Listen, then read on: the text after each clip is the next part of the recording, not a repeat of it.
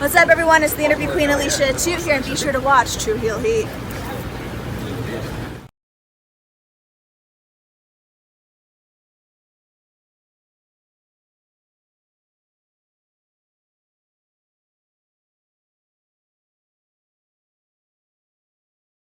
Yo, this is Court Bauer from MLW. Shout out to True Heel Heat. Give them a listen. Alright.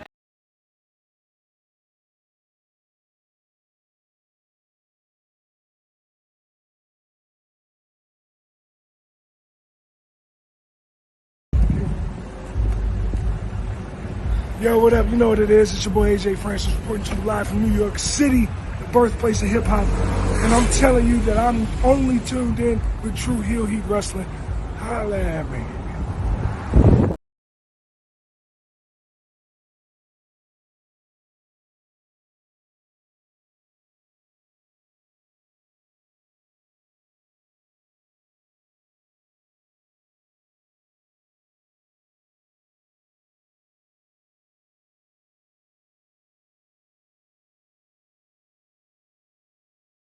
Hello everyone, it's the hardcore legend Mick Foley wishing a nice day to everyone there, right there at True Heel Heat. Yeah!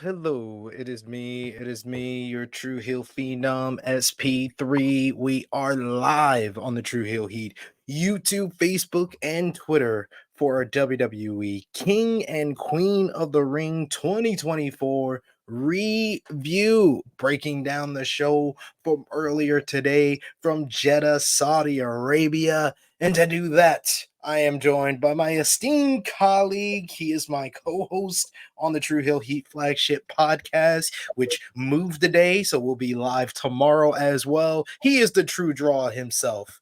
Josh, how are you doing? Doing good. Had a busy ass day, so just glad I was able to make it on time for this. Always coming in clutch. Always when I need you. I appreciate you, sir. Good sir. But yes, we are here to discuss WWE King and Queen of the Ring from Jeddah, Saudi Arabia. It was earlier today, starting at 1 p.m. Eastern time. A 6-match card, including the pre-show. We're gonna discuss all of that, break down each and every matchup, give you our star ratings for the show. And of course, we want to hear from all of you and interact with the live chat. So we appreciate y'all. If you are joining us live, we appreciate y'all. If you are watching us on demand, remember the show that appreciation back the simplest way possible. You just have to drop the thumbs up on this video. If you're watching us on YouTube, you can also drop a thumbs up, a heart emoji, an angry emoji, a laugh emoji. However, today's WWE King and Queen of the Ring PLE made you feel. You can do it with those emotes over on Facebook. If you're watching us on YouTube, hit that subscribe button, hit the bell to stay notified for all the great content here. We are less than 200 subscribers away from 15,000, our next milestone here for the channel. Really would love to hit that very, very soon. So show your support if you haven't already. Hit that subscribe button, hit the bell to stay notified for all the great content here. We've been going live consistently every single day this week for the big Memorial Day weekend with King and Queen of the Ring from WWE, Double or Nothing from AEW tomorrow. We'll be live with 2 streams tomorrow schedule at 11:05 a.m. Eastern Time with the Flagship Podcast, as well as 8 p.m. Eastern Time with Double or Nothing Watch Party. And then Monday we'll be live with our Double or Nothing review. So much content for you to enjoy. You can also check out our previews for both shows earlier this week that we did. But most of all, we love to interact with all of you, like I said before. So sound off in the live chat. We'll try to highlight as many of your comments as possible. But of course, if you're feeling generous, you want to give back to what we do here, the most important thing you could do to show your support is send a super chat donation. Any dollar amount matters. It goes back to the contributors that you usually see on screen with us here. And I was on earlier with the watch party. You saw my beautiful daughter. I have a beautiful son as well. I need to put underwear and give them food. So show your support with the super chat donation, because that's what my money goes to. I don't see any of it. But we got in the chat Safet who said sup. We also got Chuck Berries who says, what's good, SP3, and all hail King Gunther and Queen Nia from earlier today. They were crowned the king and queen of the ring, like you see in our headline here. We also got Power Driver Finisher who says, nah, just Gunther, jokingly, but just Gunther. And we also got Frantic World who says, what's up, SP3, Josh, and the chat.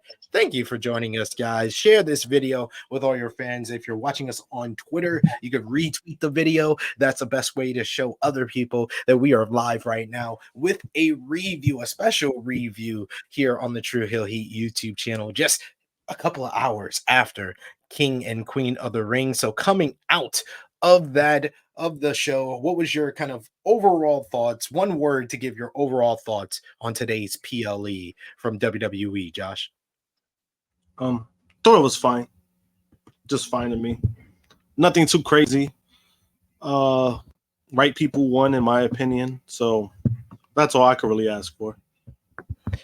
Yeah, this one felt kind of weird for me. Like I predicted everybody that was gonna win on this show. The matches that I thought would be, really good to great were really good to great, but this show was missing something. It felt like, I don't know if you felt the same thing. Yeah, usually I don't know. Maybe it's a personal bias on my end. Usually the Saudi shows are like that for me, for whatever reason. It feels like there is always something either missing or just not that invested into it. Not too sure why. But I mean, it was a solid show, but I do agree. It kind of felt like there was something missing. Like it wasn't. But then at the same time, usually post WrestleMania, it does happen a lot. So it was like, maybe that's just the period they're going through right now. I just felt like last year's, like, what was it last year? Night of Champions. I felt like that was a better show than this one. Oh, like Night of Champions was better. Yeah. But Night of Champions was definitely better. But Night of Champions, was that the one? Which one was that's where Jimmy turns on Roman. Jimmy turned on Roman, and they had the great matchup with Sammy and KO versus Solo and Roman. They had Trish. That's when Trish first aligned with Zoe Stark to beat Becky Lynch. Like, there was a couple of really good things on that show, especially the Jimmy turning on Roman. That's what I felt like. I think that's what it was. Here. Yeah, there wasn't. That's what it was. Yeah, there wasn't anything that's gonna grab onto me. That's gonna make me keep watching. Like, that angle last year made me keep watching WWE, even in like kind of like the slow period before they wrapped up before Money in the Bank. But that one angle was like, oh man, I gotta keep watching WWE, and it didn't have that on this show. Yeah, as soon as you said that, I was like, yeah, that's exactly what it was. There was a major angle that kind of led to that, and I think it led to what happened in Money in the Bank as well, right? From what I know, like, that's what I'm trying to remember it, because as soon as you said that, I'm like, wait a minute. That's where it kind of brought back. I was like, when was the Usos versus Roman and Solo? And then I think that was Money in the Bank, right? That was Money in the Bank. Yeah, that was the next show right after this one. Yeah, you're right. Yeah, so like they had that. I think that's the thing too with WWE last year. There was a hot angle that they were relying on for like the ending of the shows, and we just don't have that right now. Even though like the Bloodline stuff is good, I am glad that they didn't use the King of the Ring stuff for like to freaking go with the Bloodline storyline. I thought that would have been kind of trash. So I'm glad they didn't go that route. But you know, once you don't have something like that, it's kind of hard to compare from like a show last year to this year because they're missing that, and it does happen. So it's not like it's not a bad thing. It's just they just got to deal with it at the moment. I think they're trying to find their new hot angle, and yeah, the bloodline being off of the show when it's kind of been the focal point on SmackDown over the last like 2 months, the rebuilding of the bloodline. It was noticeable that it was missing from the show as well. So I think we figured out that. But let's get into the show. Keep sounding off in the live chat. Send those super chat donations. We always appreciate the support. And Power Drive Finisher mentioned because there wasn't anything unexpected. Yeah, this was a fairly predictable card, and even I was on the live chat. I was on the the live stream for the watch party, and you had Heel Steven and even Romeo who were like kind of teasing that we were gonna get the Uncle Howdy and Wyatt Six reveal, and I didn't believe that. I didn't believe that at all, even though they kept saying it. I was like, I don't see it happening on this show, and it didn't happen on this show. Yeah, that was not. If you're gonna present a group like that, you can't do it in front of that Saudi crowd. That's not a good crowd to do it in front of. Regardless, yeah, the Saudi crowd is loud. Yeah, like they're excited, but I think it's a different kind of excited. You know what I mean? Like they're excited to get a show. You could put anything on that card and they'll go crazy, and that's all fine and all. But again, that's just not a crowd I would do it in front of. So I didn't expect it. That's kind of funny. They expected that. I was like, yeah, they're not gonna do that. Yeah, like they said they thought it was gonna come out after, and that was gonna be Cody's next feud. And I was like, please don't do that to Cody. Please don't do that to Cody. Not only to Cody, but the fact that you're gonna tease this and then feed him Cody. You're gonna feed Uncle Howdy to Cody. That you're going back to the same shit that happened with the Wyatt family. Exactly. You're booking them into a corner there, but luckily they did not do that. But very quickly, we will talk about the pre-show. WWE, this is my message to them. Don't y'all ever in your fucking life do a 2-hour pre-show for a 5-match card. That is the most disrespectful thing you could ever do to professional wrestling fans, is to hype up a 5-match card for 2 hours when the actual show is only 2.5 hours. That makes no fucking sense. I just want to make that clear. I just want to get that out the way and off my chest, because I immediately, when they announced that on SmackDown that it was starting at 11 a.m.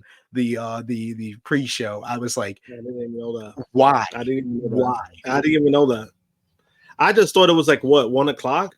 That's all I really give a fuck about sometimes, because sometimes the pre-shows I just don't really care about, because they usually don't have matches. So now the fact that when I started at 11 a.m., I'm like, oh, it did? Oh well. Like, I wasn't gonna watch it. I had it on because I was like, I don't know when they're gonna have the matchup that they announced on SmackDown on the pre-show, but I did watch it. Was able to watch the opening matchup, which was a pre-show match for the WWE Women's Tag Team Championships. Jade Cargill and Bianca Belair defending against Candice LeRae and Indy Hartwell. This was a fairly basic matchup, but the crowd was very much into it. Like Josh said earlier, the Saudi Arabia crowd does get up for these shows now. They're very vocal. Cargill started off the matchup giving LeRae a follow-away slam. Belair did a cartwheel and walked up to Cargill, who slammed Belair on top of LeRae for a nice little double team. Belair was selling the leg that Candice LeRae played a part in injuring earlier in the Queen of the Ring tournament, and she took the heat of the matchup until she was able to make the tag to Jade Cargill, and Jade Cargill's getting really good at these hot tags. She just comes in, brings a bunch of energy to her hot tags, stinger splashes in each corner. It's a big sit-out powerbomb on Hartwell to get a 2 count before LeRae breaks it up. LeRae and Hartwell hit an assistant moonsault spot, but Indy is only able to get a 2. The champions then rally. They hit a double team DDT into a German suplex combination to pick up the victory here, as Jade Cargill and Bianca Belair retain the WWE Women's Tag Team Championships. Like I said, it was a fairly basic matchup, but the crowd was very much into it, so I gave the match 2 3/4 stars. What do you think about the Jade Cargill and Bianca Belair tag team? And do you, I could see them having a long run and then eventually kind of losing the tag team titles probably like the end of the year to set up the eventual Jade versus Bianca matchup for probably WrestleMania. I mean, it's been okay. I mean, you already know my thoughts on Jade, so it's not like I don't want to bash it too much, just because I'm like, I feel like if I was to give my real thoughts, it would dumb down the match itself. But it wasn't nothing I really expected, nothing crazy. It was a nice finish. They do work well together, and I do think that Jade, the pairing of Jade and Bianca, I think it could help Jade in the long run. So I think them staying together for a while does help. It will. I think eventually will help her out. Hopefully, I think that's the goal, and I think that's why they paired up the two. So hopefully it's a long partnership. Until the inevitable time that they end up facing each other, which it wouldn't surprise me if they prolong all of this until like the next WrestleMania, and that's when you have like their matchup to WrestleMania.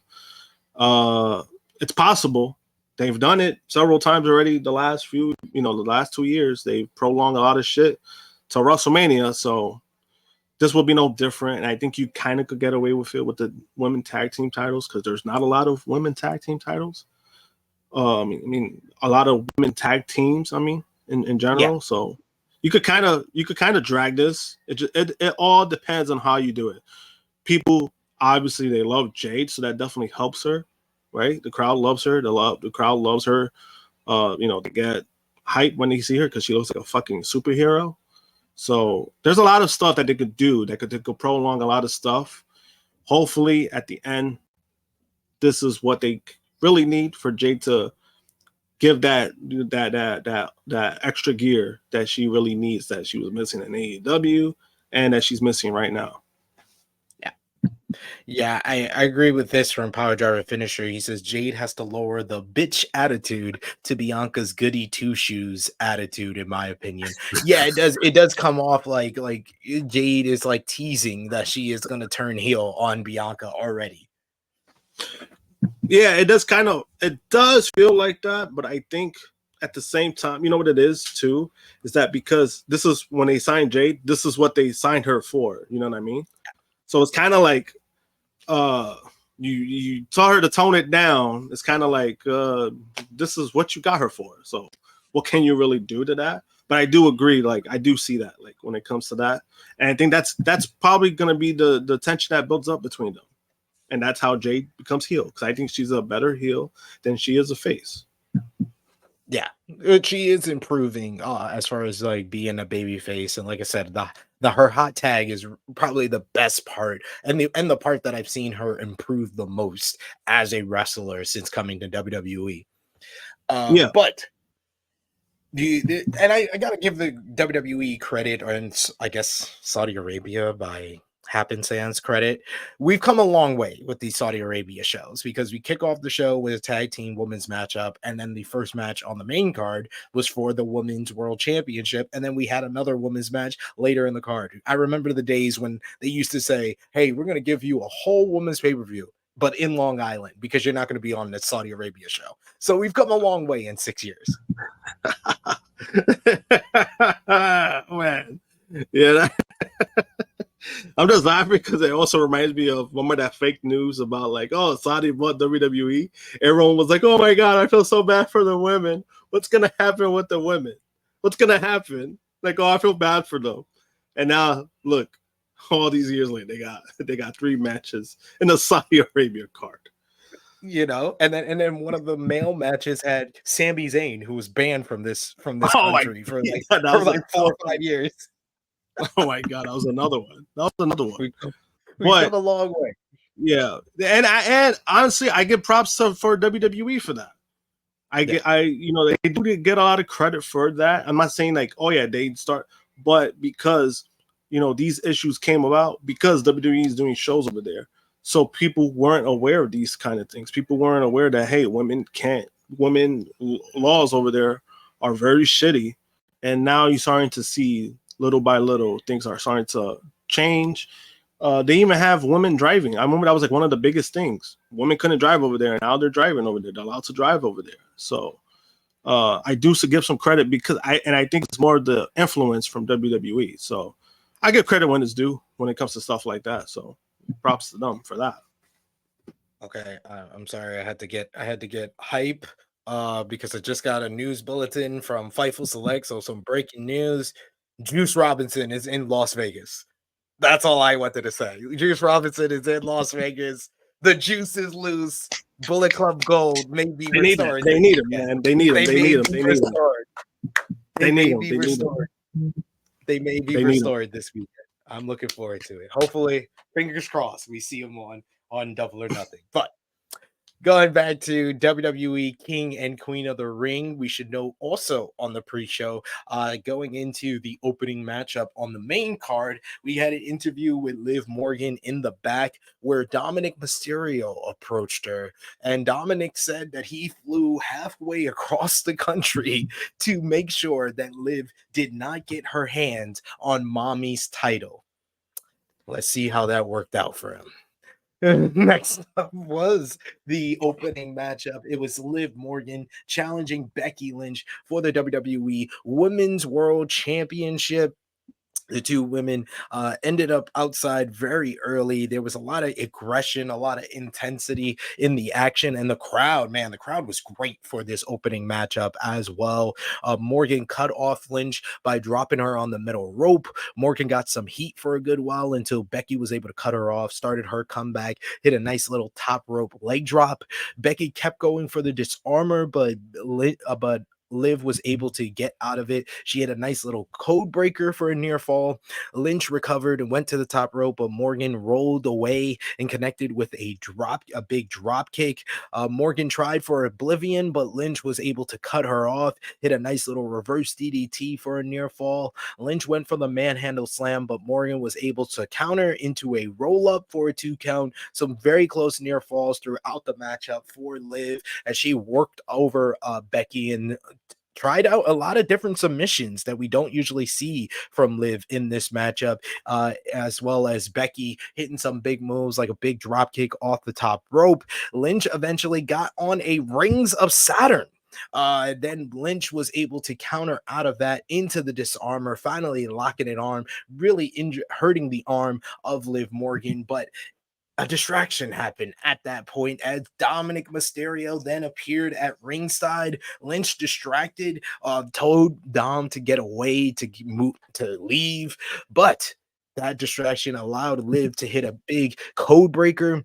Morgan went to the top rope, but Lynch was able to meet her there, hit a nice little superplex off the middle rope. With both women down, it looked like Liv got the attention of the referee, which allowed Dominic Mysterio to grab a steel chair and he slid it into the ring to Becky Lynch, basically asking Becky to use it. He then distracted the referee, but Morgan was the one who was able to capitalize, hitting a big DDT on the steel chair, followed by the Oblivion for the 1-2-3 as Liv Morgan finally defeats Becky Lynch in the middle of the ring, painted victory, but the announcers painted it as Mysterio was an idiot for letting Morgan win the title, as his miscue and his attempt to help Becky Lynch fails and allows Liv Morgan to complete her revenge tour. She is now the WWE Women's World Champion and has the title once owned by Dominic's mommy, Rhea Ripley. I gave the match 3.5 stars. I thought it was a good basic matchup, but the crowd being into it so much elevated it and allowed these women to have a good matchup before the Dominic interference. But I thought the finish was very well done with the story that has been kind of unfolding on Monday Night Raw, with Liv seemingly trying to just seduce the Judgment Day to her side now that Rhea is gone. And now it seems that Dom inadvertently, quote unquote, help Liv become champion. What did you think about the finish to this matchup? And what did you think about the match overall? I mean, they are right. Dom is an idiot, and that was the case. Do I think there's some bullshit going on? I think there is, to be honest with you. I think all that shit was probably gonna be planned out. And if it is a angle that they're going with, that Dom's going with Liv, he's just gonna be the biggest simp in WWE. So I look forward to it either way. The match itself, I mean, it was good. I feel like Liv's matches, her matches are usually good when it's like with Becky. Like she's usually Becky usually brings the best out of her, but also Becky's a ring general, so she's gonna find every way to make her opponent look good. And that's always the case with Liv, because I think they've worked together, one or two other times, and Liv has looked, better when she works with Becky. So the match was no different to me when it comes to that. But I mean, right person won. Becky, I felt like was going to be transitional anyway. She doesn't have a new deal yet, so I kind of felt like they were gonna move away from her. And then I also saw your tweet, by the way, which had me dying about Liv winning. So it's all around good stuff. I love my good friends Stephanie Hypes and Ricky Cheeto. We're so upset. I wanted Liv to win. That's not what y'all were saying on Tuesday. Y'all were saying y'all didn't want Liv to beat Becky, or it felt like too soon. But that's what made me happy to see Liv get the win. Nah, I mean, you can't say. I mean, it's been over a month. It's been over a month. Right? It's been over a month. Becky doesn't have a new contract. We kind of felt like Becky was going to be transitional anyway. This is the right time to do it. I think you kind of prolong it. It's kind of just, like it's going to probably hurt Liv's character more. So I think this was the right time to do it. And the way that it was done, that's how you got to do it. And I get it. There are going to be fans like that, Becky fans, right? They're going to be fans like that they're going to ride and die with Becky no matter what, which I think the last year or so, I think people were a little bit too critical of Becky. They're trying to call her Hulk Hogan and all that stuff. I don't think that was the case at all, in my opinion. I don't think that was the case at all. On the flip side, I know people were saying that Becky deserved better. I don't agree with that either, because Becky's at the point of her career where she's accomplished everything and she doesn't really need to prove anything to nobody anymore. Doesn't necessarily mean she's going to retire or anything, but she's already at the point of career where if she gets another contract, she's going to make the most money she's ever made in her life, and she doesn't need to win another title. Like, that's just where she's at in her career. So I mean, again, the whole point of her is to elevate somebody else. I think this elevates Liv, and I've never been the biggest Liv Morgan fan, but the heel stuff has been good. So this is what you got to do. You got to do it now. So that's how I'll go with that. You got to strike while the iron is hot. And Becky Lynch was the only one who could win that battle royal, get another accomplishment, another accolade to her resume. And anybody else, if Nia had won the battle royal or Liv had won the battle royal, it wouldn't have felt like a big achievement. This feels like a big achievement because Liv has finally beaten Becky and she wins the title from her. And Becky was the only one who could be a placeholder or transitional champion because she's Teflon at this point. It doesn't hurt her that she lost in her first defense. Yeah, and then not only that, but then also the fact that when it happened, Liv just turned heel. So I wasn't on board with the fact, oh yeah, make her heel and then she wins the title. You got to build up to that. It has to mean something. And the fact that she never beat Becky Lynch, that added another layer because Becky beat her at the battle royal. She was the one that eliminated her to win the title. So you needed that substance, that it needed to mean something for Liv, and this is what it means. She waited. She finally beat her biggest obstacle of everything. Works out. I have no problem with it, and I'm not even a Liv Morgan fan. I mean, but on the flip side, I cannot wait, Josh, to see that Rebecca Quinn is all elite graphic at Forbidden Door. No, imagine that. Imagine that. That would be. That would be one of the most stunning flips ever. That probably would be bigger than with the Mercedes. Yeah, it would be. It would be, and it would have an impact on the rating. Oh yeah. Oh boy, yeah. Like I had to thinking about that. I was like, holy shit. But it's kind of, again, do I think she re-signs with WWE? Yeah, I think so. But it's I'm at like a 90. Yeah. That's why I can make the joke that Rebecca Quinn is all elite, because I'm at like 90% she's going to re-sign. Yeah, because that'd be funny though. But it is kind of very close to, hey, her contract's about to expire and she hasn't signed a new deal yet. That's kind of getting to Drew territory. That's how I felt about Drew. Yeah. It's like, will they kind of flirt with it to work their way to more money? Because that's the right thing to do in my eyes. Is at least flirt with it. Do the Randy Orton and just make it seem like it's something you can do. We got our first super chat donation from the good brother Chuck Berries. Thank you so much, Chuck Berries. We appreciate the support. He says, I guess Liv and Dom's new relationship status will be revealed this Monday after Becky's rematch for the title.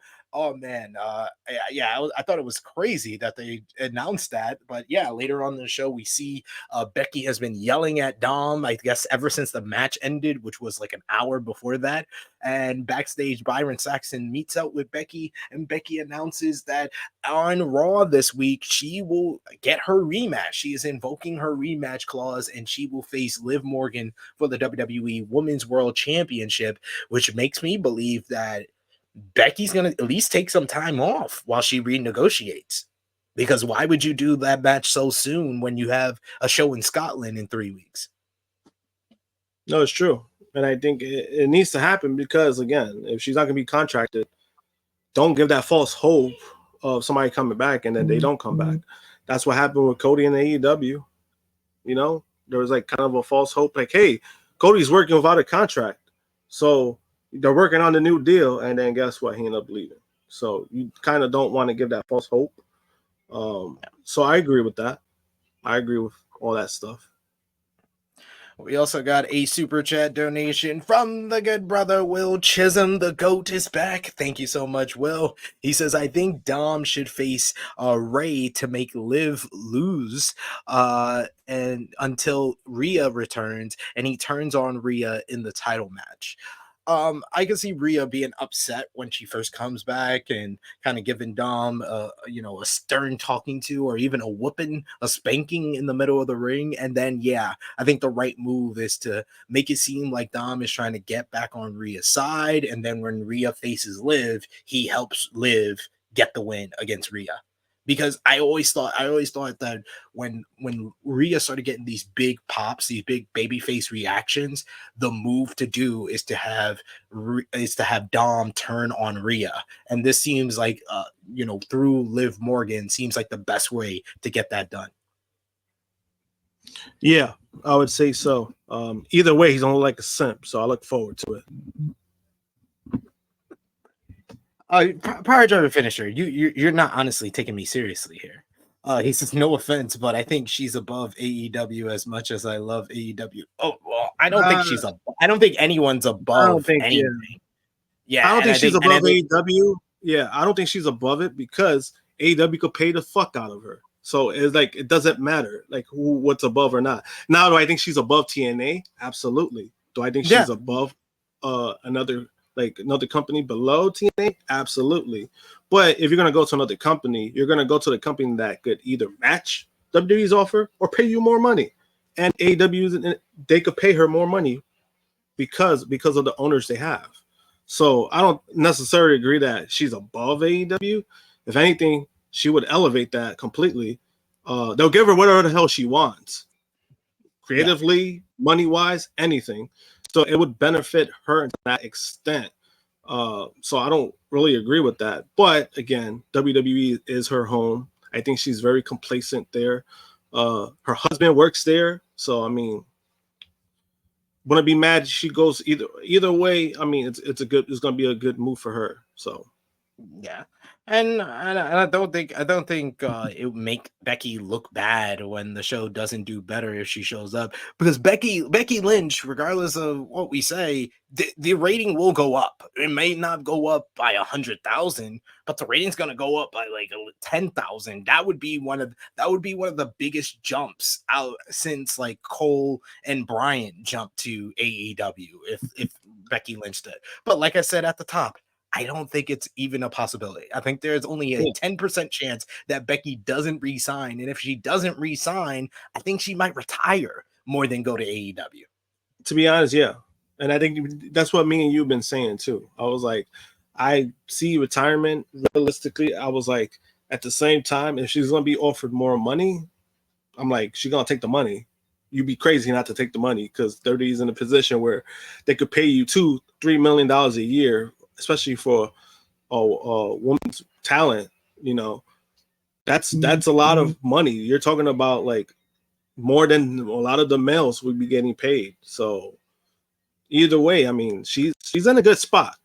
No, wherever she goes, or whatever she decides to do, it's not going to really hurt her because she's in a good spot. So she has all the leverage. Facts.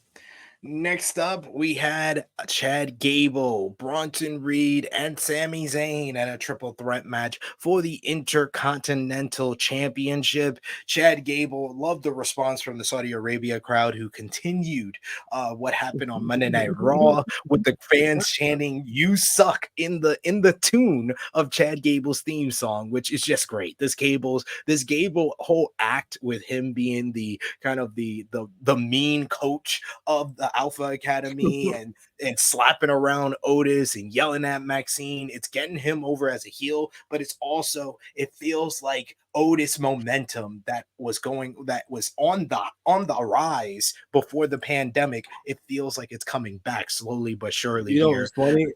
I feel the same way. I feel like this is like the Otis where Mandy was like hitting on him and shit. Exactly. And I love the whole big intro they gave for Sami Zayn. He is just like, it's crazy that he was banned from this country for 4 years and now is like the most over guy whenever he goes. Like this crowd absolutely loves him. The crowd was super into Sami here, who went right after Chad Gable at the bell. During the entrances, we did get another Wyatt 6 graphic, and this was a very particular QR code, which, I mean, the face in the QR code, it looks like Bray, doesn't it? Doesn't that head look like Bray? It 100% does. And the beard. You can see the beard a little bit. Yes. So yeah, Sammy goes after Chad Gable right at the bell until Bronson Reed cuts him off. Reed manages to catch both Zayn and Gable and manages to slam both to the ground at the same time. The power, the speed, and agility of Bronson Reed was on full display throughout this matchup. Zayn threw Gable to the floor. Reed soon joined him, but Sammy was able to hit a big tope dive onto both men, a tope con hilo onto both men. Reed attempted to gain control by taking Sammy to the top rope, but Zayn was able to take him down with a sunset foot power bomb off the top for a near fall. He tried for the blue thunder bomb, but he couldn't lift big Bronson Reed at first. Gable came back and attempted a superplex, but Reed recovered. He had a big Tower of Doom. He attempted a huge Bam Bam Bigelow-esque moonsault on Sami Zayn, but Sammy was able to move out the way. Gable was able to hit a moonsault of his own on Reed. Zayn connected with a springboard DDT onto Reed, but Gable fought back. He got in a ankle lock on Sammy. Zayn was able to, both men had like a double ankle lock at the same time in a nice little spot. Zayn was able to hit a huge blue thunder bomb in an impressive spot on Bronson Reed for a near fall. All three men wound it up on the outside. Reed took out both men with a crazy looking dive through the ropes. Zayn took him out, but when Gable arrived, the two traded German suplexes back and forth. Then the three did a huge, Chad Gable did a huge double German suplex onto both Reed and Zayn. That was crazy impressive. Gable then recovered and told Otis on the outside that it was now time that he took out Reed. He gave him a clothesline, but when he threw Sami Zayn to the outside, Otis hesitated. Gable lifted up Zayn and told Otis to pull the trigger, but he refused, and Gable began to berate him, slapping him across the face. He went to put him in position again. Otis finally went for the clothesline, but Zayn was able to duck, which allowed Otis to knock Gable right on his ass to a huge pop from the fans, but Otis looked very distraught at this scene. Zayn was able to get back into the ring. He connects with the Haluva kick on Bronson Reed to retain the Intercontinental Championship. I thought that this match was like 2 to 3 minutes away from being absolutely great and probably the match of the night. But I think that is just, it didn't have enough time to really reach that next level. But I gave it 3 3/4 stars. I would probably say it flirted with 4 stars for a bit here. Really great matchup that the crowd was very much into. What did you think about this one and the Otis Chad Gable last scene at the end there? It was a great match overall. I do agree that if it had like at least like one more gear, then it would have been like, all right, this is like definitely up there. That's the only thing that was missing. I think all three guys worked very well with each other. Sammy has gotten to the point where he doesn't have to do all these crazy stuff that he was doing back in the day. Like he's relying on what he could do now, being smarter in the ring. Chad, we already know he's a great athlete. Bronson Reed, I think, is one of the best big men in the business. I'm not even saying just in WWE, I think in the business, because he does, when he's motivated, he works well. And we've seen it. We've seen it here, we've seen it in WWE, we've seen it in New Japan, we've seen it elsewhere. So, I mean, overall, great match. The Otis stuff is great. When it comes to when it eventually happens, it's going to mean something. By the crowd reaction alone, it's already getting there. So, great stuff all around. Yeah. Really good stuff from all three guys here. Chuck Berry's with an interesting question saying, quick question, guys. Is the man a trademark of WWE? I believe it is. I think that definitely is. I know they have abandoned the trademark on Big Time Bex, which, I mean, Becky can always pick that up if she wanted to go somewhere else. I'm just saying. Just putting that out there. Just saying. She could just say, hey, I'm gonna be big. I'm gonna be Rebecca Quinn, aka Big Time Bex, in All Elite Wrestling. Yeah, I think that is an interesting question because I don't know if it's trademarked or not 100%. I think it is because I know Ric Flair got in his feelings about it. You know, he had that tit for tat with WWE. He claimed that he had the trademark of it, but I don't think that was 100% accurate. I think Ric Flair was being full of shit. Um, so that is an interesting question, because also it's kind of like a simple thing, demand. It's kind of hard to Yeah. say like, hey, you can own this or you can't own that, because I know that's how Adam Copeland got the Rated R Superstar. Like they didn't run it, and I think when they tried to trademark it, they couldn't. So that's how he was able to use it. So that is an interesting question. I think they could use it for like merchandising and stuff like that, but I'm not 100% sure. Like if Becky was to jump ship, like does that happen? I don't know. But big time Bex, I mean, I think that'd be nice. That'd be kind of a nice thing for her in another company. Hey, just putting it out there for Becky, just in case she's watching. Just in case she's watching. We got Safed who says, I think someone else got the big time. I'm not sure. You know, usually when WWE abandons a trademark, it is because someone else has the trademark. But hey, and WWE doesn't go through like axing the person or buying the trademark other off of other people. If it's not available, they kind of just abandon the trademark. Whereas maybe Becky would want to kind of pay the person for that trademark. We never know. Yeah, they kind of did do it with Yeet. They Yes. basically they paid the person who actually owned the trademark. They basically paid them as permission, so that they can use Yeet for an example, because Yeet was actually taken off. But then I think they negotiated a deal. You know, the guy I know the wrestler too, and when he was very vocal about it, and then once he got paid, he spoke about it a little bit, but he's kind of backed off of like bashing it or anything because he got paid, and that's probably part of the agreement. Like, hey, we go pay you, you just can't talk shit. And I think that's what happened. Like, sit your ass down. Um, Backstage, Byron Saxton asked Bianca Belair and Jade Cargo if there is a secret to their team, and Bianca said there wasn't a secret. Basically, that was it. That was the promo. Um, I don't know what else. I mean, they said it. They said it in a nice way, but I was like, what was the reason for this promo? It seemed like there wasn't a reason for this promo at all. But Oh, we got 3 hours to kill. We need something. Hey, think of something. Hey, ladies, come up with something. do something for us, please. Nia Jax going one-on-one with Lyra Valkyria in the Queen of the Ring finals was up next. Like the entrance for Lyra Valkyria with the black wings, the black feathers that represents all the wars that she has been in, all the battles that she has taken part in, and she was in for another battle here because Jesus Christ, Nia Jax dominated like this matchup. Like 90% of this match was Nia just ragdolling Lyra Valkyria. Jax took over very early on after she rammed Valkyria on the outside after she hit a dive. Valkyria attempted to fight back, but Jax was able to keep pounding away at her. She locked on a sleeper.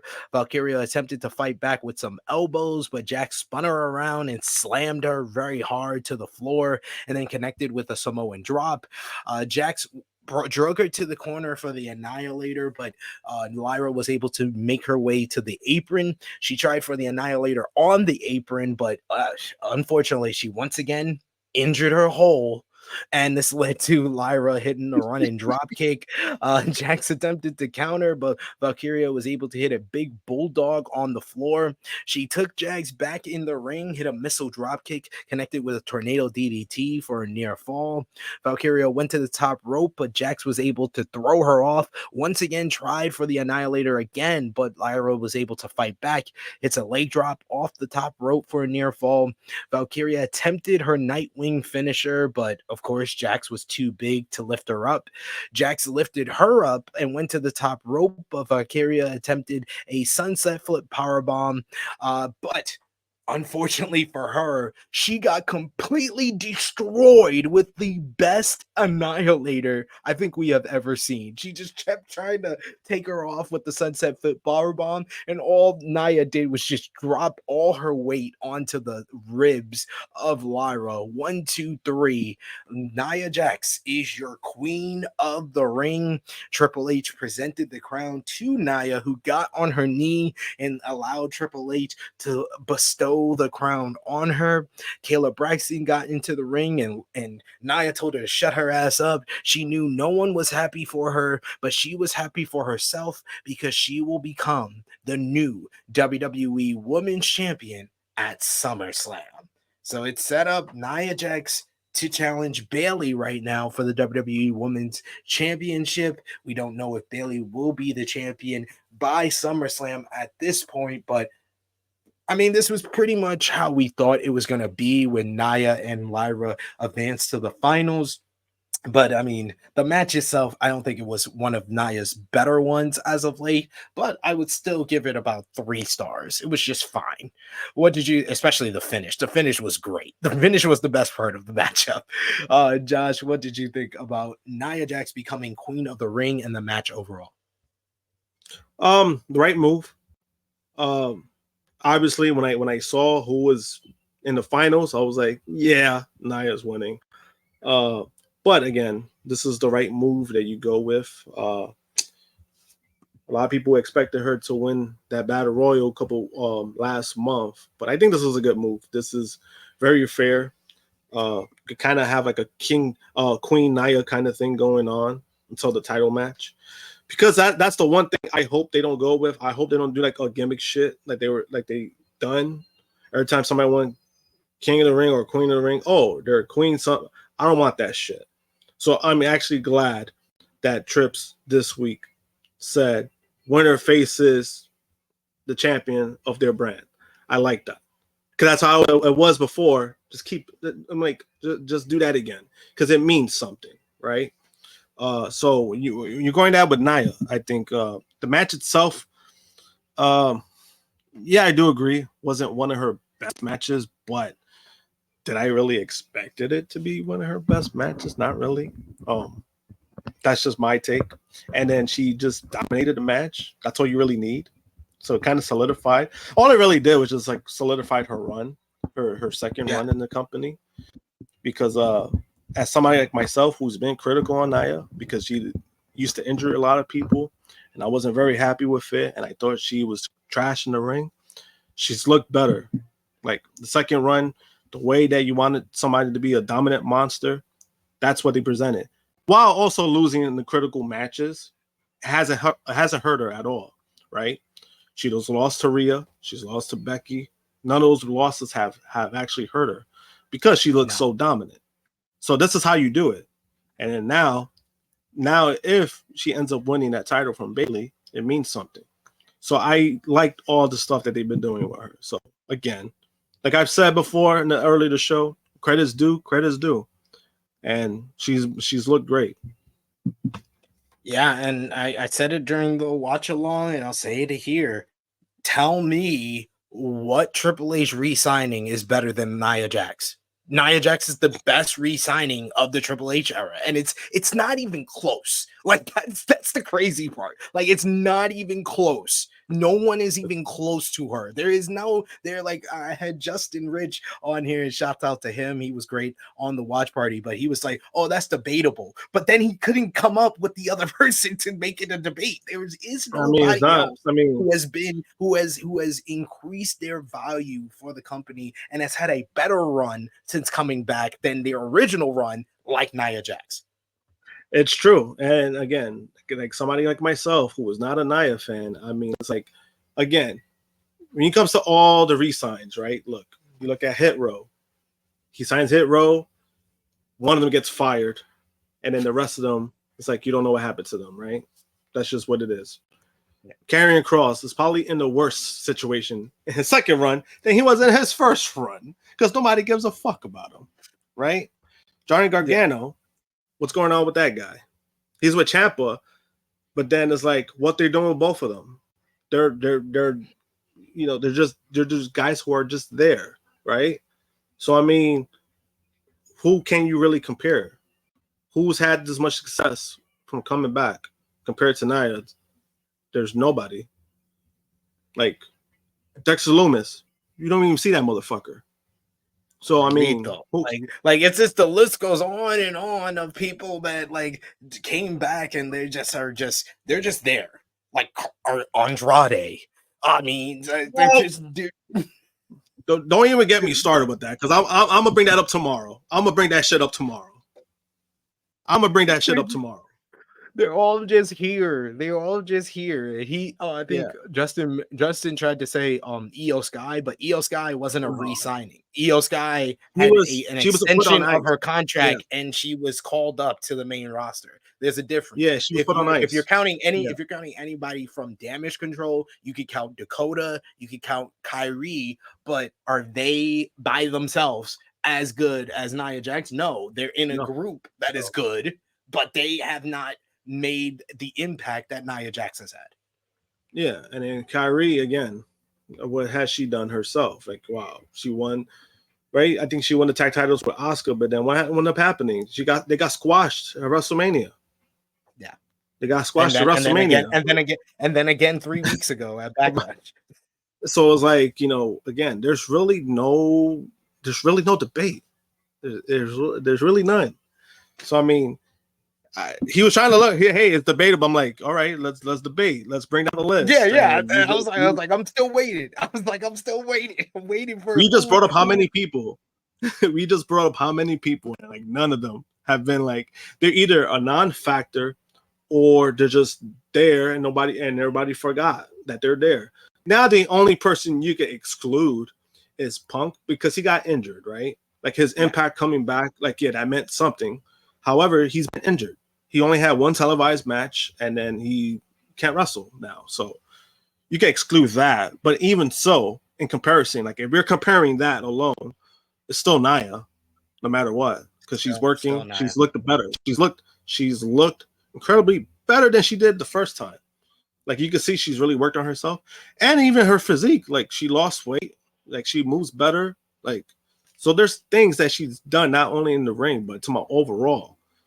You can't really compare that. Like, so the fact that I like Justin, don't get me wrong, but I'm like, you can't say it's debatable and then the moment comes, you get cold feet. I'm just saying, you can't do that. And it's okay. If anyone else thinks they have someone who's been a better re-signing in the Triple H era, go ahead, put it in the live chat, send a super chat, let us know who you think has had a better run than Nia Jax since in the Triple H era. Power Driver Finisher says, yeah, when Damage Control came out for the first time, I was more like, why? That's hilarious. Oh, damn. I mean, to be fair, seeing Io was cool because I was like, oh, shit, they got her back. Because, I mean, they re-signed her because, again, she was in that limbo of nobody knew what was going to happen with her. So, again, like the moment itself was cool. It was just the way they were being booked was kind of shit for a while. Even so now, it's kind of like they're just as stable, but it's like I'm just gonna be taking L's. I can't really take a stable serious at that point. That's fair too. Next up, we crowned the Queen of the Ring. Next was the King of the Ring, Randy Orton, going one-on-one with Gunther. The two started off this matchup very slow and methodical. You had Gunther grabbing an arm, trying to bring Orton down to the mat. Orton reverses things. The two go to the ropes. Orton puts Gunther in a side headlock to try to get control of the matchup. But Gunther took him to the corner. When the referee called for a break, we got our first big chop from Gunther. And Gunther, man, he knows how to bruise up an individual. And he bruised up Orton with these chops throughout the matchup. He tried for a powerbomb early, but Orton was able to escape. Gunther escaped the RKO, and then he started honing in on Orton's shoulder.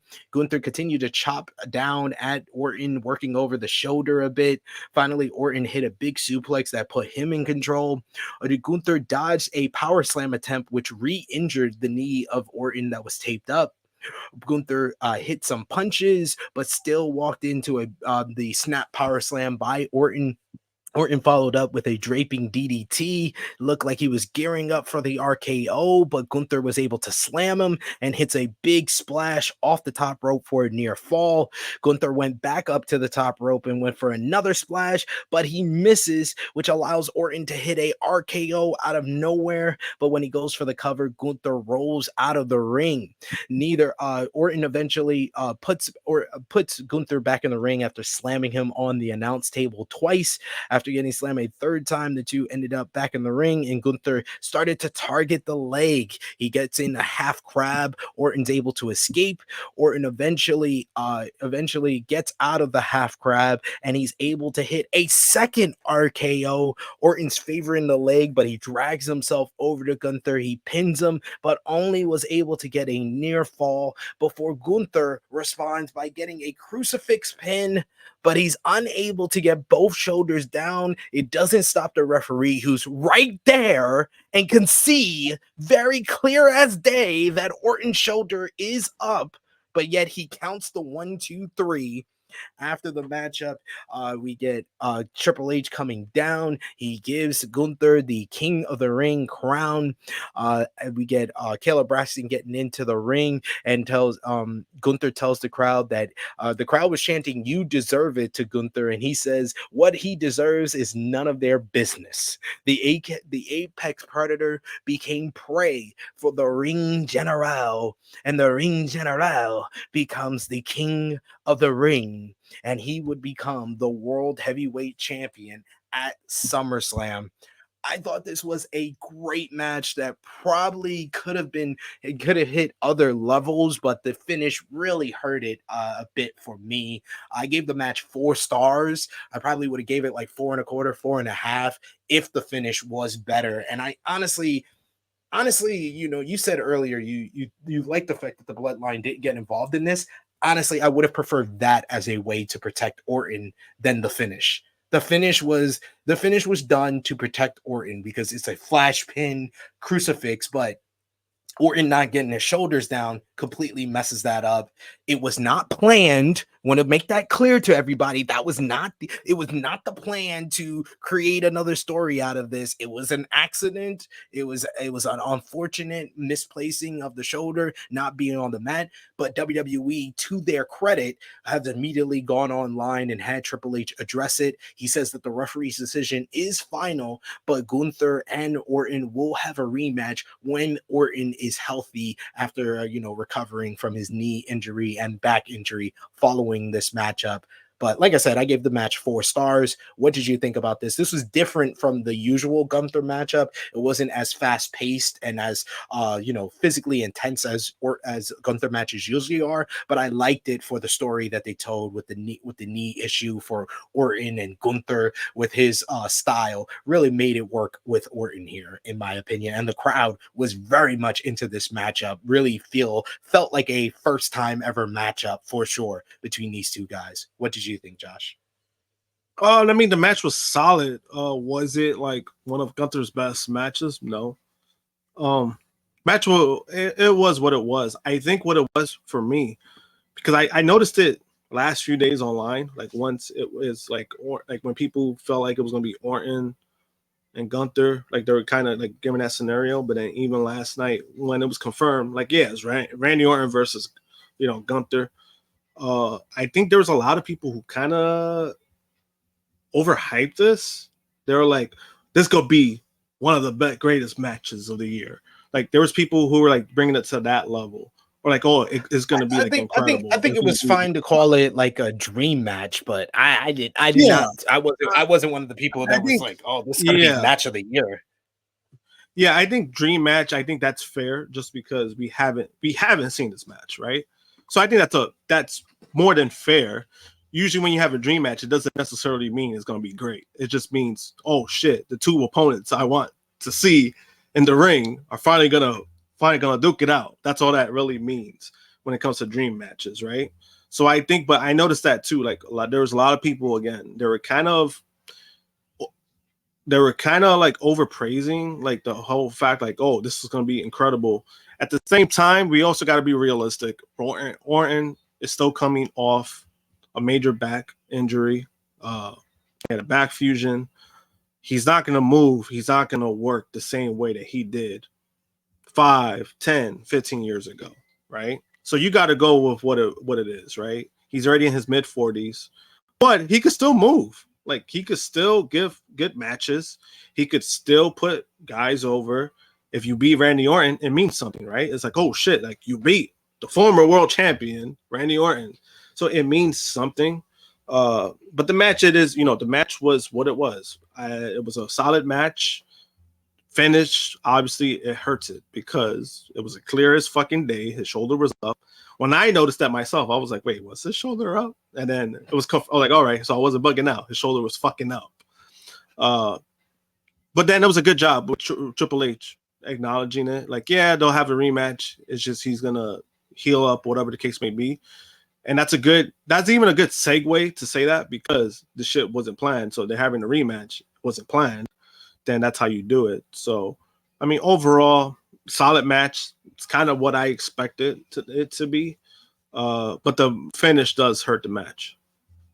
Yeah, no doubt, in my opinion. And yeah, I kind of feel where Power Driver Finisher was saying. He was like, for me, it was the pin and leading into the final setup. It felt like the match simmered down. Yeah, I didn't feel like the match ended at its peak. I feel like the peak of the matchup was when Orton hits that first RKO and Gunther rolls out of the ring to avoid it. It felt like they were going to get into like the third gear, and then we just have, Gunther work over the leg. He gets in the single leg crab, and then right after that, he hits the second RKO, and the finish happens. So it felt very abrupt how the finish happened, where you could have gave the match like 2-3 more minutes, and I felt like it would have got back to that peak again. Yeah, it could have breathed a little bit more. That's what I kind of felt like too. Like it kind of could have gotten to that point and then but yeah, the finish definitely hurts it. So kind of, I mean, again, kind of what I expected it to be. I didn't expect a botch finish. That's not what I'm saying when it comes to that. But solid match. So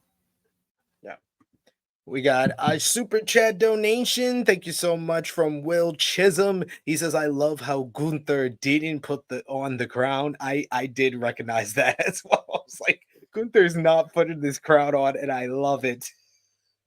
It kind of looked weird on him. It would. We got Power Driver Finisher says Gunther's post words. I was like, this is why he's number one. It felt like a Gunther thing to say. Yeah. The crowd saying you deserve it. And he says, you don't, what I deserve is none of your business. I love it. I love it. That's a good line. I never even thought of that shit. Wow. I've never even thought of that. I'm starting using that. People tell me that. Absolutely. It's none of your damn business. We got another super chat donation from the good brother Chuck Berries. Thank you so much, Chuck.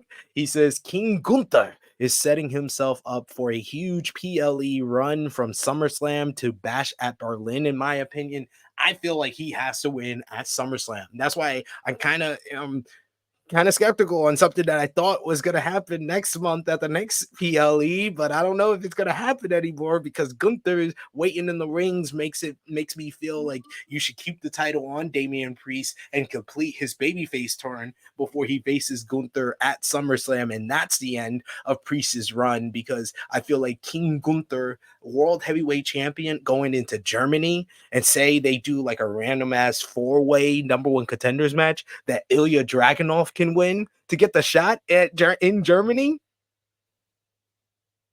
books itself. It books itself. You see, hopefully Paul's watching this. Yeah, we know Paul watches the channel. Come on, we know this. We know. No, that sounds like a good but this was what I was saying too about the Priest. I was like, nah, you keep him champion, keep him babyface, and he will be the right opponent for him to take that belt away. Because if you put it on Drew, I mean, you got to make basically Drew a transitional champion, have it for a little bit, and then him losing the title when he's already having beef with Punk. So I mean, I think you go with Priest. Yeah, I think so too. And a bunch of people complimenting the line by Gunther in the post match. But speaking of which, Caleb Braxton interviews Triple H backstage, who says he has some breaking news. He congratulates Liv Morgan on becoming the new women's world champion, congratulates Nia Jax on becoming queen of the ring, Gunther on becoming king of the ring. And then he announces that Drew McIntyre has been cleared medically, and Damian Priest has agreed to defend the World Heavyweight Championship against Drew in his hometown of Glasgow, of his home country of Glasgow, Scotland, against him at Clash at the Castle in 3 weeks' time, Saturday, June 15th. It is Drew versus Priest. Can McIntyre finally win the big one in the UK and reclaim the World Heavyweight Championship? Honestly, I said it on the watch party. I'll say it here. Now the outcome that I want is CM Punk to screw him over in his home country again. I'm sorry, Drew. I'm sorry, Drew. I know that this is probably what they probably agreed. Oh yeah, you're gonna win in Glasgow when they re-signed you, but I don't know if that's the right result if Gunther's getting a shot at SummerSlam.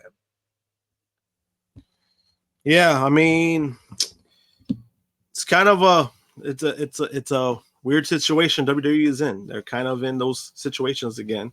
It happened WrestleMania, now it's happening kind of now. Not as crazy, not as critical as it was with WrestleMania, but I mean, shit changes.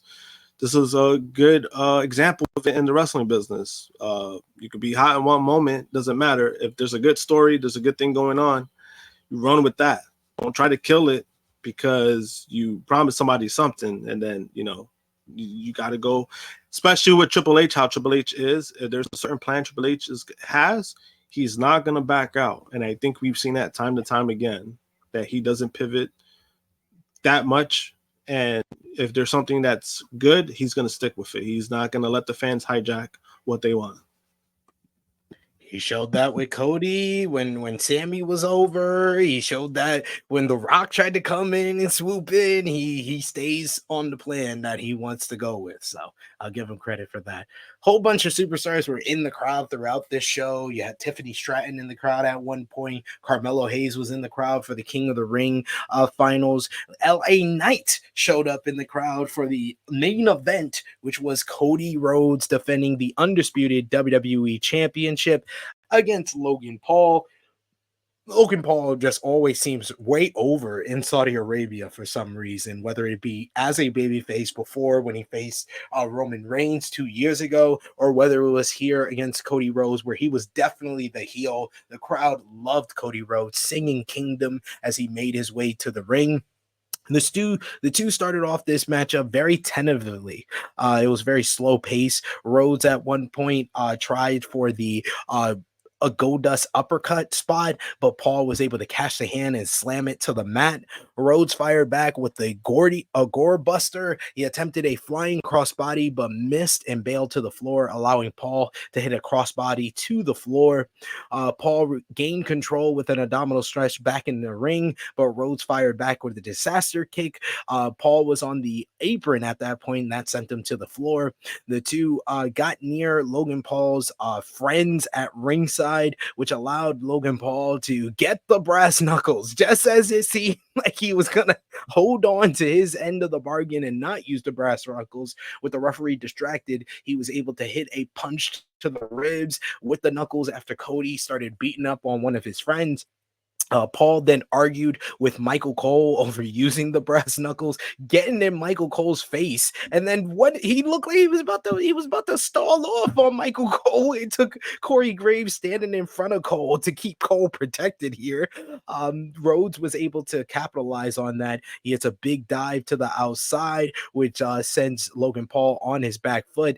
Back in the ring, he starts hitting the punches, hits the bionic elbow, the Dusty Rhodes special for a near fall. Rhodes put Paul in the figure four, but Paul was able to make it to the ropes. Paul was able to strike Rhodes and went for the buckshot lariat, but he misses, and Rhodes seamlessly goes for the Cody cutter for a near fall. Paul fired back with a goddamn crossroads for a near fall of his own. Paul then cut off Cody and then took him to the outside where he cleared off the announce table. He looked like he was going to put him through the announce table with a pentagrade marking the Logan Paul effect era, but Cody was able to reverse and does a Cody cutter off the barricade right on the table, which hurt both men. The referee attempted to count out Paul, but Cody stopped him and says that he needs to work. He needs to learn. And he gets back to the outside. Cody clears off the Arabic announce table, which allows Paul to capitalize. He is a big KO punch right to Cody, knocking him silly. He puts him on the Arabic announce table, and we get the best shot of this whole entire show. They did a fucking 360 camera view as Logan Paul is drinking prime on the top rope, and they continue to do the 360 as he does the 5-star flog splash off the top rope through the Arabic announce table, through Cody. A hell of a spot from Logan Paul. Paul puts him back into the ring. He hits a second 5-star vlog splash for a near fall. He's in disbelief at this point that he wasn't able to get the win. We get a referee bump, which allows Cody Rhodes to hit a goddamn vertebreaker. He's trying to impress Hurricane Helms backstage, apparently, with that one. But he's not able to get the pin as the referee is still down. Cody attempts to help the referee recover, but he turns around right into Logan Paul with a low blow. Paul then takes the brass knuckles out of his gear and he starts pumping up his fist, looking like he's about to get the knockout blow, when the fucking guest ring announcer, Ibram Al-Hajj, grabs his foot. For what reason? I didn't even understand this shit. Logan goes for the knockout punch, but Cody's able to stop him, and this allows Cody to get in the one crossroads, a second crossroads, and then a third crossroads for the 1, 2, 3. Cody Rhodes retains the WWE Undisputed Championship. I thought this was a great match, and spoiler alert, probably my match of the night. I gave this match 4 stars as well, but I thought it was much better than the Gunther. It's slightly better than Gunther versus Randy Orton. Probably I'll drop Randy Orton and Gunther to 3 3/4, but this was 4 stars. Great way to close the show. I just could have done without that guest ring announcer bullshit.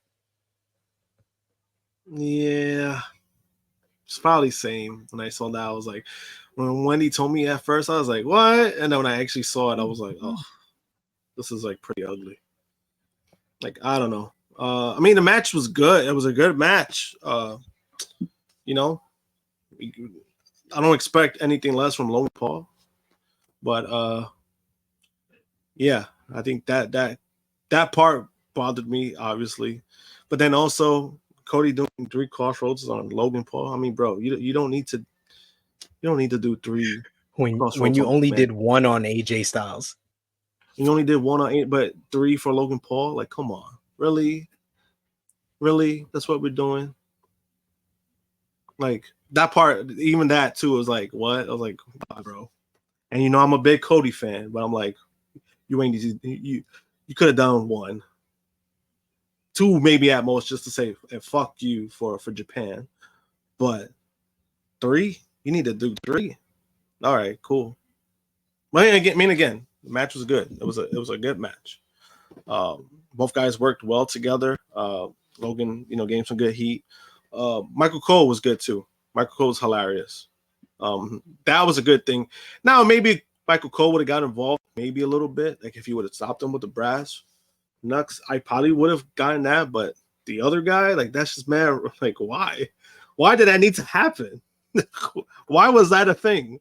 Like who wrote that? Like who thought that was a good idea? You know what I mean? Like, it definitely would have made more sense for Michael Cole because he was a part of the whole story with him giving him the brass knuckles. So it's just so weird. So weird.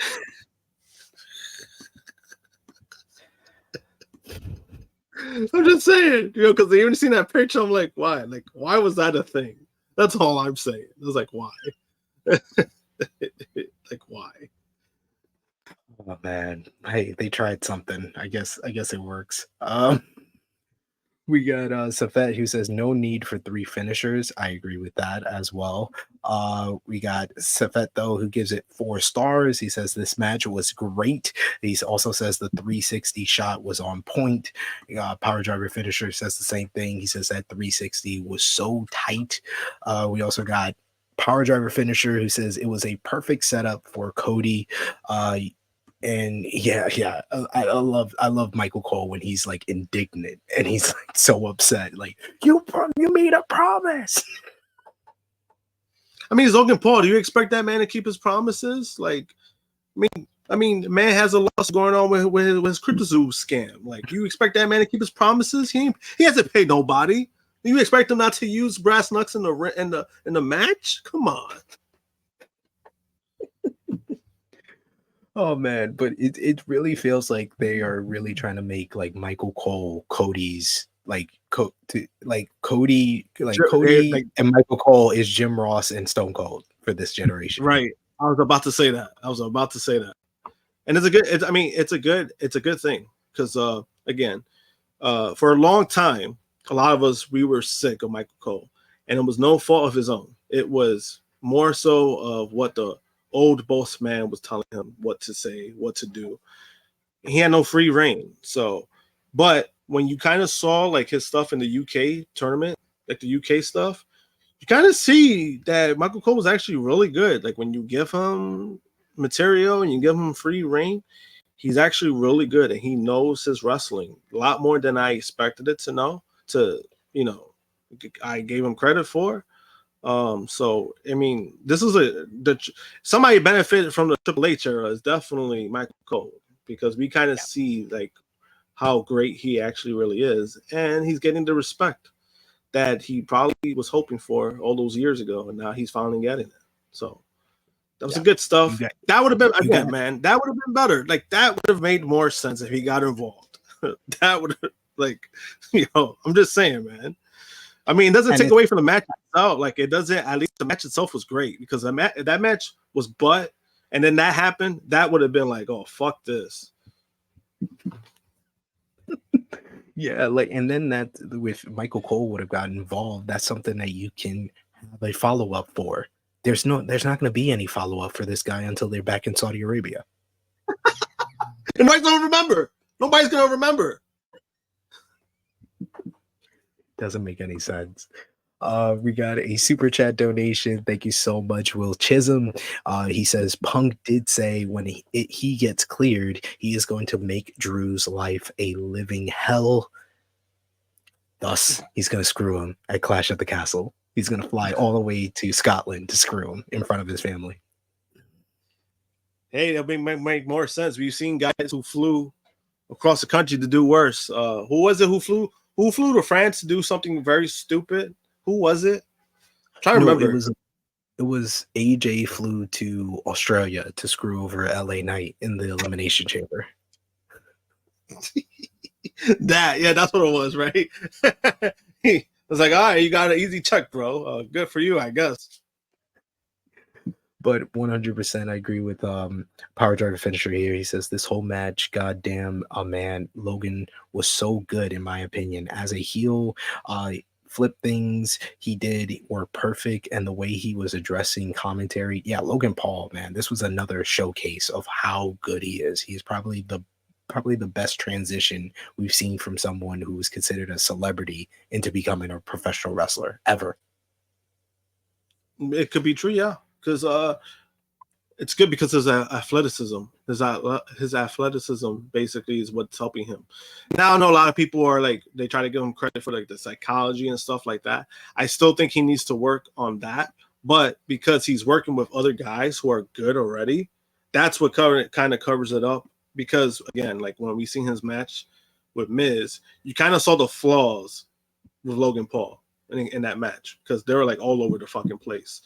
So somebody working with somebody like Cody, working with Roman, it kind of covers his athleticism, kind of covers up certain things that he's not strong at. However, I mean, you don't expect him to be that strong yet when it comes to wrestling because it's not his full-time job, right? It's not something that I mean, I think he does it because he's good at it, not because he loves the business. As far as I know, he does it because he's good at it. It's kind of like the Brock Lesnar kind of thing, where these guys, they don't have to love the business, but they're good at it. They're gonna make money off of it. They're gonna keep doing it. I think that's where Logan Paul is at right now. It's not a bad thing. It's just what it is. What it is. I don't care when people try to say like, "Oh, this person doesn't love the business." They try to protect it too much. Who gives a fuck? If you're good at something, you're gonna fucking do it. You don't have to love something to do it, right? If you're good at it and you find a talent and you make money off of it, you're gonna do it. And that's how I've always felt about Logan Paul, and that's why I'm like, yeah, he's really good. He's good, and you always see it. He's just outside the ring. He's just a terrible human being. That's just all it is. It's the give and take. It's the give and take of it all. But that brings us to a close on our King and Queen of the Ring review. Sound off in the live chat. Final call for super chat donations. Final call to let us know your match of the night. MVP, LVP, out of 10, what did you give the show? And thumbs up, thumbs down, thumbs in the middle for the show overall. For me and the True Draw Josh, for WWE King and Queen of the Ring in 3, 2, 1. Thumbs up across the board from both of us. Out of 10, I'm going to go 7.5 out of 10. What about you? You know what's funny? I was about to say 7.5. I think it was a 7.5. Again, show wasn't over the top. People who needed to win won their matches. Few stuff in the ring that was good. Some stuff that could have been better. The Gunther and Orton finish, that hurt the match itself. The finish with Cody and Logan, that kind of hurt the match itself, in my opinion. The Nia finish, that was great. That was probably the best finish of any of the matches of the night. So, again, it was a solid show. Nothing crazy, nothing over the top. So it was a nice show. 7.5 is good. Yeah. What was your match of the night? Match of the night, I'll probably go with the main event by default. I think, again, if Gunther and Orton had a few more minutes, they kicked it to another gear, and that finish doesn't happen, that probably would have been my match of the night. But main event gets it because that still was an overall great match. I'm going to make it unanimous. I'll go with Cody and Logan as well. Your MVP for the show. MVP, I'm going to go with the winners of the King and Queen of the Ring, Gunther and Nia Jax. I'm going to go with all three of the big winners of the night of Gunther, Nia Jax, and Liv Morgan. Liv Morgan winning the World Championship. I'll add her to the MVP. And LVP for the show, the referee of the Gunther and Randy Orton matchup. I would say the ref. the ref. I was going to say that guy, but he technically helped Cody win, so he can't really get LVP for that. It was just a stupid spot. That's all it really was. So I can't really give him LVP. So I give the LVP to the fucking ref. But it's clear as fucking day. He was right fucking there. How do you not recognize that? And then even so, if you're trying to follow whatever the case may be, he probably got nervous. It could be that too. He probably just didn't realize he got nervous, whatever the case may be. But again, like you can't let that shit happen, especially when it's like fucking clear as day, right? Because when it happened with Ronda and Becky, you could tell the referee that wasn't looking at all. He just looked down, whatever. He didn't see it. That's fucking clear as day. Like, and at least to their credit, WWE, they acknowledged that. So LVP is that damn rough. Poor ref. But yes, that brings us to a close on our WWE King and Queen of the Ring PLE review. We're going to talk more about the show tomorrow to kick off True Heel Heat 278. But until then, True Draw Josh, let them know where they can find you. You can follow me, JM Punk 321, Twitter and Instagram. And you can find me tomorrow on the podcast episode, Trill Heat. Oh, which episode? What number is it? 270 what? 278. 278. There you go. I was kind of thinking it was either 78 or 79. So, yeah, we got, damn, that's a lot of episodes. Close to 300. Wow. Almost there. Almost at 300. You can follow me on the Twitter machine at TrueHillSB3. You can follow the gang, Facebook, Twitter, Instagram, TikTok at True Hill Heat. Patreon.com/True Hill Heat. Best place to support us when we are not live here on the channel, but we got plenty of great content for you to enjoy on the channel right now, like our King and Queen of the Ring watch party from earlier today. Romeo, Justin was here, Heel Steven, Stat King, all joined us to watch this the King and Queen of the Ring PLE. Speaking of which, they'll be back tomorrow, 8 p.m. Eastern time, for our AEW Double or Nothing watch party. And you can check out our AEW Double or Nothing preview right now with myself, Joe Holberg of the Late Night Grin and Russell Pierce, as well as Benno of the Gravel Podcast, breaking down tomorrow night's big show. But we'll have final predictions for Double or Nothing on True Hill Heat 278. It will be myself, the True Jaw Josh, Miss Chrissy Love, and Stephanie Hypes will be joining us for the show as well. So join us for that, 11:05 a.m. Eastern time tomorrow. So until then, for Josh, it is me, your True Hill Phenom SP3. This has been our WWE King and Queen of the Ring review. We are signing off until next time.